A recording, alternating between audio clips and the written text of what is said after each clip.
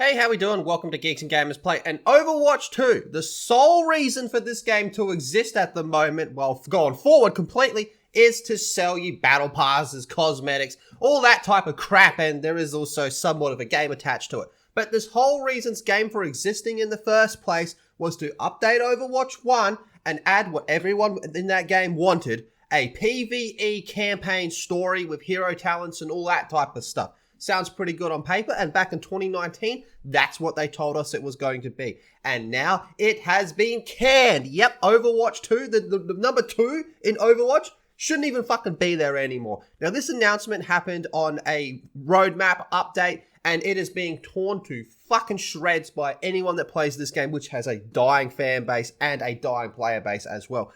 As we can see over here, it has 165,000 views of 14 hours ago, which is pretty weak, actually. There's not too many Overwatch players left. 1.9k up to 21k down. It is an embarrassment, and the last few people still playing this game are absolutely tearing this to shreds. Expect to see this game fall off a cliff pretty soon. So when the sequel was announced at BlizzCon back in 2019, the studio said it would include two main components, story missions and hero missions. With Overwatch 2, we're building a cooperative, narrative-driven game experience that players have been asking since the original and that we've wanted to make for a long time, said the then president. We're looking forward to telling the next chapter of the epic story in-game, and we're excited to give players a whole new kind of co-op experience built around progressing and customizing their favorite heroes. Hey, that sounds kind of cool, doesn't it? Not there anymore.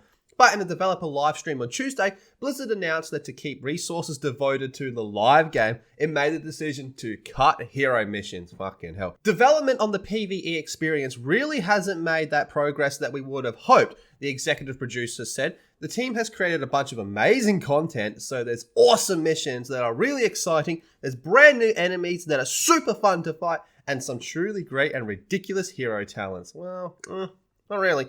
And you get this, it gets better. You should see how they go about implementing the piss-weak content they do have coming. But unfortunately, the effort required to pull all off together in a Blizzard quality experience that we can ship to you is huge, and there's really no end in sight or defined kind of date when we can put that out into the world. So we've left another difficult choice. Do we continue to pour all our effort into PvE, hoping that we can land it at some point in the future? Or do we stick with this set of values we've aligned and focus on the live game and focus on serving you all?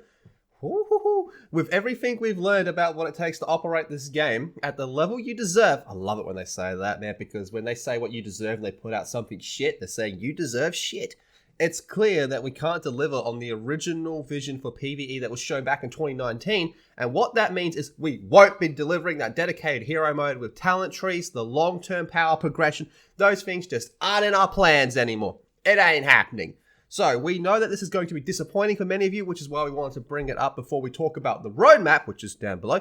And to be perfectly honest, it's been really difficult for many of us and a lot of folks on the team who poured their heart and soul into that type of stuff. So the game director added to this saying that going forward though, rather than doing a big PvE releasing and rather than pouring all our effort into these singular releases, we're planning to make co-op gameplay and a co-op experiences just part of our live roadmap. So we want you to be able to experience it more often with more variety than we had originally announced. So this roadmap here, basically the gist of it is in the seasons going forward, there is going to be some type of narrative-driven story events that can't be replayed, and it's kind of up in the air if these things have to be purchased within the Battle Pass. So you have to get the Battle Pass in order to get access to these story missions. That's the way they're going about it. Now, like I said, it's not totally clear. It's a bit up in the air if you have to get the Battle Pass in order to participate in these story mission events. But the way they worded it, and with that image of the Battle Pass, it kind of implies that it does. And this being Blizzard, Activision Blizzard, wouldn't be too surprised if that is the case. Oh boy, Overwatch 2, you done fucked up really bad with this one. So you guys tell me how you're feeling about this in the comment section down below. Be sure to subscribe to Geeks and Gamers Play and check out geeksandgamers.com. And I'll see you all in the next video.